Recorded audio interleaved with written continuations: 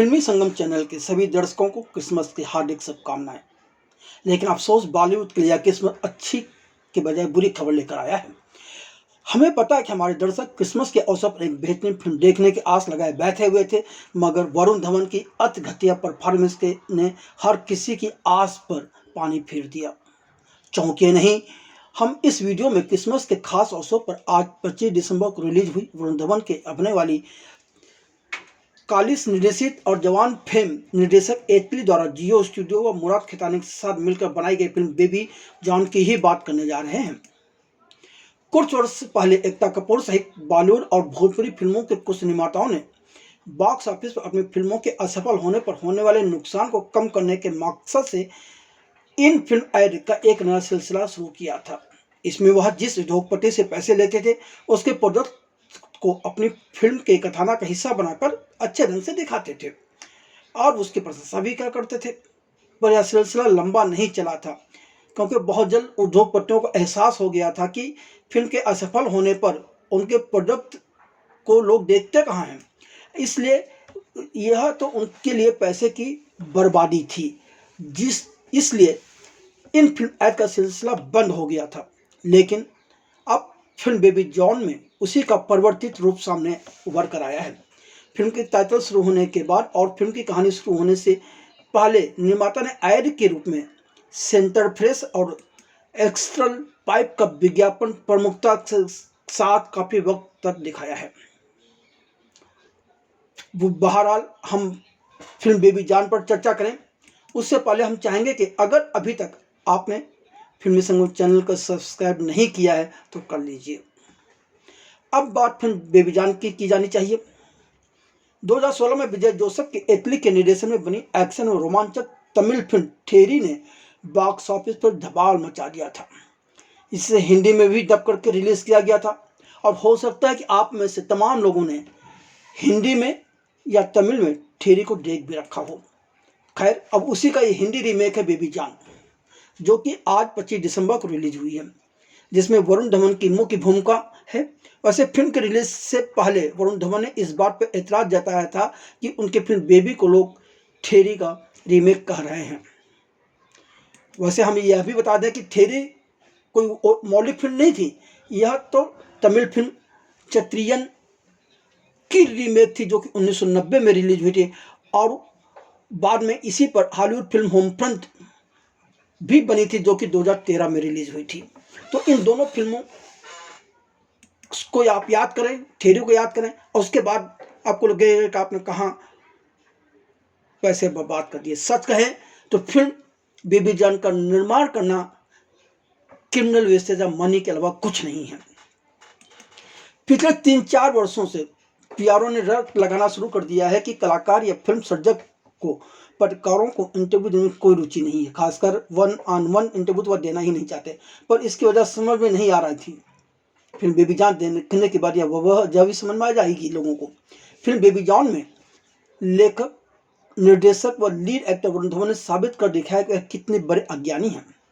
2024 में मुंबई जैसे महानगर में तैनात पुलिस उपायुक्त यानी कि फिल्म में वरुण धवन के किरदार बेबी जॉन उप IPS सत्या वर्मा मानते हैं कि अब अखबार कोई नहीं पढ़ता।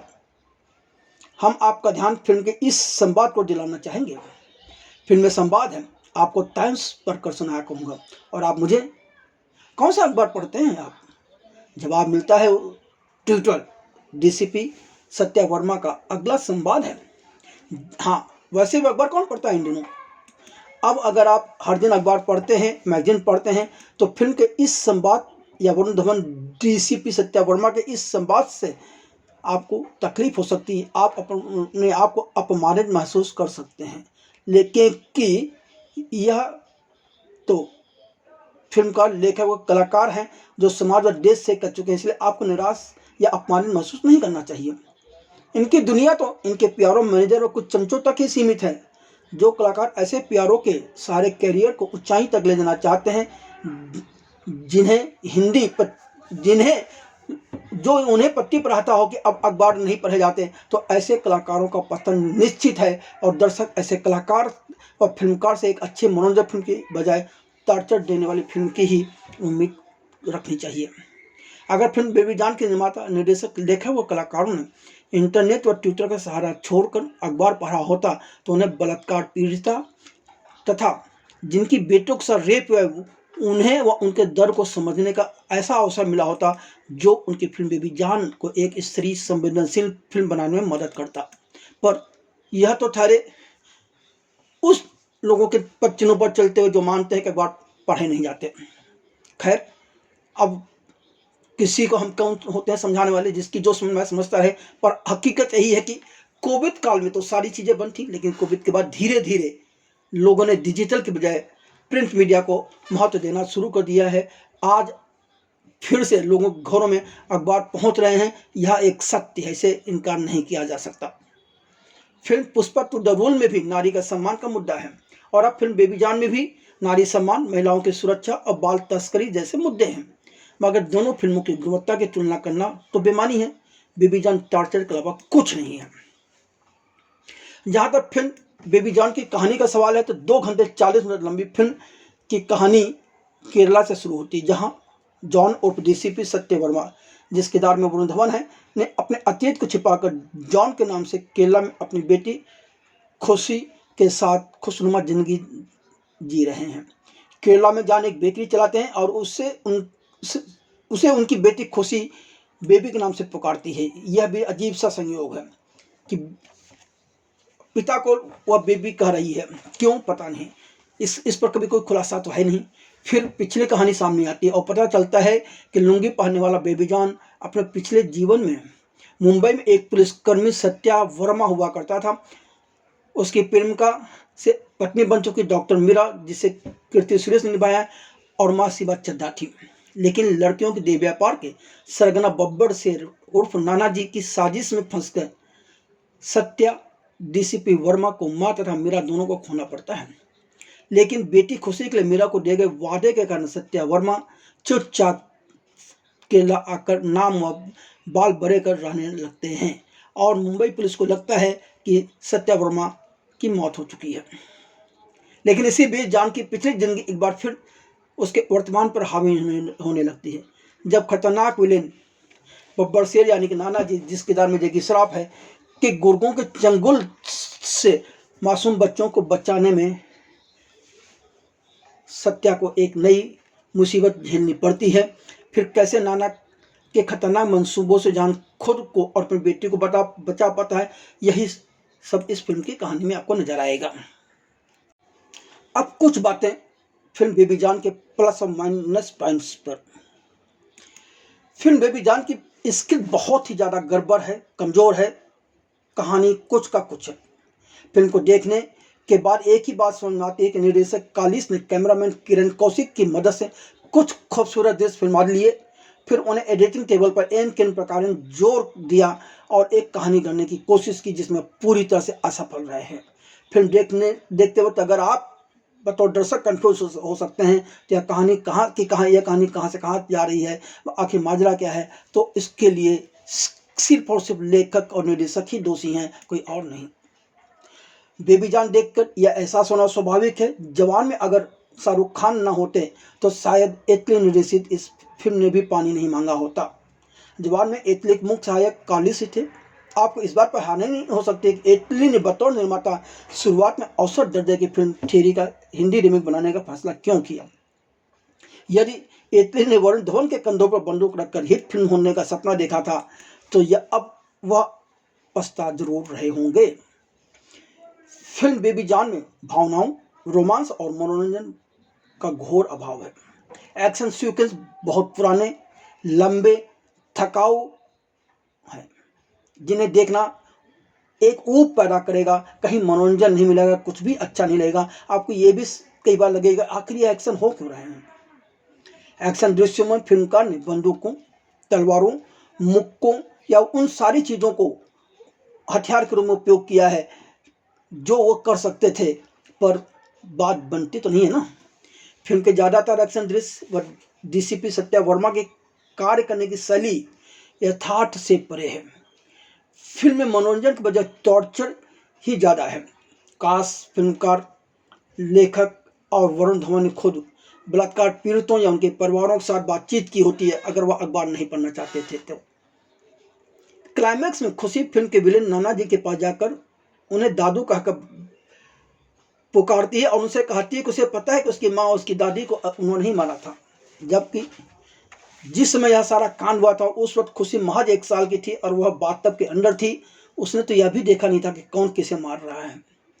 पर फिल्म में यह दृश्य देखकर फिल्मकार व लेखक की सोच पर तरस ही आता है कि आखिर वो इतनी छोटे से बच्चे के साथ इस ढंग का खेल क्यों कर रहे हैं। ऐसी नाटकीयता की जरूरत उन्हें क्यों महसूस की, वो ये क्यों चाहते हैं कि लोग उनकी बातों पर यकीन कर लें।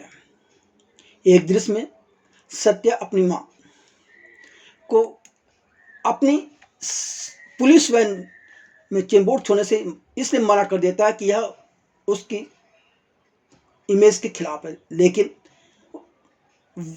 उस वक्त वह नैतिकता का हवाला भी देता है। लेकिन कुछ मिनटों के बाद वह उन सारी नैतिकताओं को त्यागते हुए अपनी प्रेमिका मीरा, जिसे कीर्ति सुरेश ने निभाया है, को उसी पुलिस वैन में छोड़ने जाता है। आखिर यह क्या है, इस तरह की नैतिकता क्या है, यह अवसरवादिता है? तो कम से कम सत्या वर्मा का किरदार को जिस तरह से दिखाया गया उसके साथ तो यह असंभव सा लगता है, पर फिल्मकार खुद भी दिखा सकते हैं और आपको यकीन करना पड़ेगा कि वही नैतिकता है। फिल्म में इसी तरह के कई अन्य दृश्य भी हैं। कुछ फिल्म दृश्यों का तो दोहराव भी है। फिल्म की लंबाई 2 घंटे 44 मिनट है। इसे एडिटिंग टेबल पर कैसे जाने की जरूरत थी। अफसोस की बात है कि इस बार थमन इसका संगीत में निराश करता है। अब बात कलाकारों के अभिनय की भी होनी चाहिए। तो डीसीपी सत्या वर्मा उर्फ बेबी जॉन के किरदार में वरुण धवन ने एक बार फिर बुरी तरह से निराश किया है। वरुण धवन कहीं से भी एक्शन स्टार या पुलिस अफसर नजर नहीं आते। हर दृश्य में वह कॉलेज छात्र की तरह ही नजर आते हैं, जबकि उन्हें 6 साल के बच्चे के पिता के रूप में परिपक्व नजर आना चाहिए था। पिछले कुछ साल से वरुण धवन अपने अभिनय पर ध्यान देने के बजाय इंस्टाग्राम रील्स बनाने से लेकर ऊट पटांग बयानबाजी करने या राजनीतिज्ञों की शरण में जाकर उन्हें हनुमान बताने जैसा कृत्य करने में अपनी सारी एनर्जी लगा रहे हैं। तभी तो वह कलंक, बवाल, अक्टूबर, सुई धागा, जुग जुग जियो, भेड़िया जैसी कई असफल फिल्में देकर अपने दर्शकों को निराश करते आए हैं। राष्ट्रीय पुरस्कार विजेता अभिनेत्री कीर्ति सुरेश ने अपनी पहली हिंदी फिल्म में ही खुद को बर्बाद कर लिया। हिंदी में कीर्ति की शुरुआत भूलने योग्य है। लोगों को भूल जाना चाहिए कि हिंदी में कोई कीर्ति सुरेश जैसी अदाकारा आई थी। अभिनय में उनका कोई योगदान ही नहीं है। केरला में तारा नामक शिक्षिका के छोटे किरदार में अभिनेत्री भूमिका का भी जरूर अपना प्रभाव छोड़ जाती हैं। वह खराब लिखी भी गई भूमिका को या स्क्रिप्ट को भी अपने ऊपर हावी नहीं होने देती। वह कुछ क्षण अपने आप ऐसे पैदा कर देती है कि लोग उन्हें देख मुस्कुरा ही पड़ते हैं। राजपाल यादव ने वरुण धवन के चक्कर अपनी अभिनय क्षमता पर, अपने अभिनय पर कुल्हाड़ी मार ली है। पिछले 4 दशकों में माने 40 साल से अधिक समय से जैकी श्रॉफ ने अपने अभिनय की अमिट छाप छोड़ी है। इतना ही नहीं, दक्षिण भारत की 2010 में रिलीज हुई फिल्म अरण्य कांडम में बतौर विलन जैकी श्रॉफ ने जो परफॉर्मेंस दी थी उसके मुकाबले बेबी जॉन में वह 10% भी नहीं दे पाए। ऊपर से फिल्मकार ने उन्हें नाना जी यानी कि विलेन के किरदार में अजीब सा मेकअप दे दिया है। घनी मूछें व हल्दी के लेप से तो वह विलेन की बजाय अघोरी ज़्यादा नजर आते हैं। 6 साल की खुशी के किरदार में जियाना जरूर ध्यान खींचने में सफल रही है। सानिया मल्होत्रा ने भी निराश किया है। हाँ, इस फिल्म में सलमान खान ने अनावश्यक और बहुत ही अप्रभावशाली कैमियो क्यों किया है, यह समझ से परे है। बहरहाल हमें फिल्म बेबी को लेकर जो बातें, बेबी फिर जान को लेकर जो बातें कहनी थी हमने आपको बता दी। अब आप बताएं कि आप अगर आपने यह फिल्म देखी है तो आपको फिल्म कैसी लगी और अब इसके बाद आपकी आगे की क्या